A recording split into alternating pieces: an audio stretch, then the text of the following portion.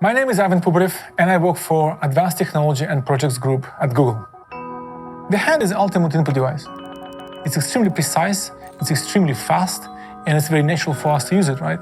Capturing the possibilities of human hand was one of my passions.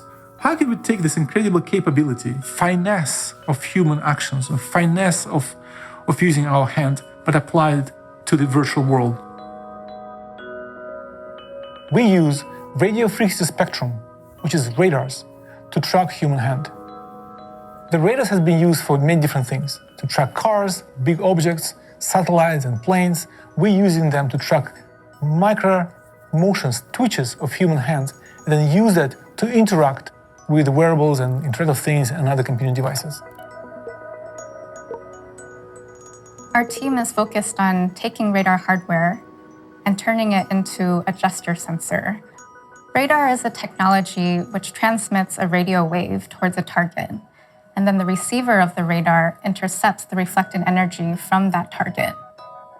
The reason why we're able to interpret so much from this one radar signal is because of the full gesture recognition pipeline that we've built.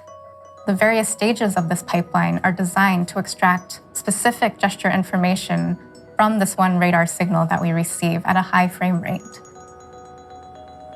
From these strange foreign range Doppler signals, we're actually interpreting human intent.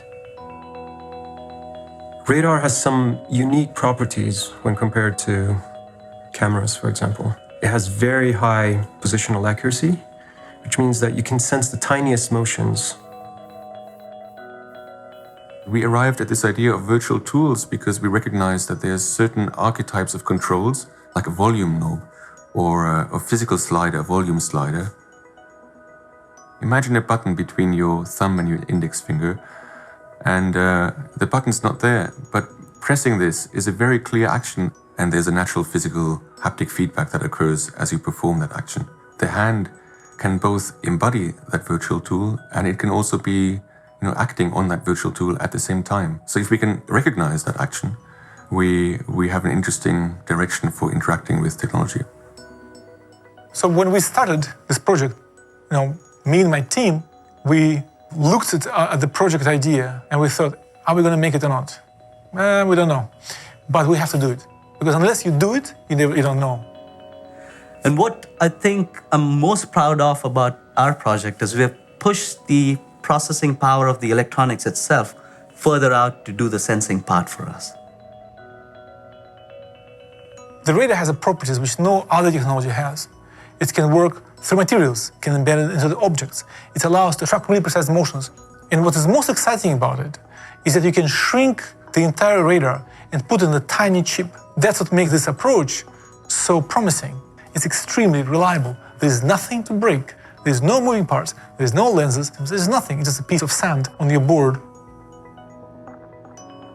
Now we're at a point where we have the hardware where we can sense these interactions and we can put them to work. We can explore how well they work and how well they might work in products.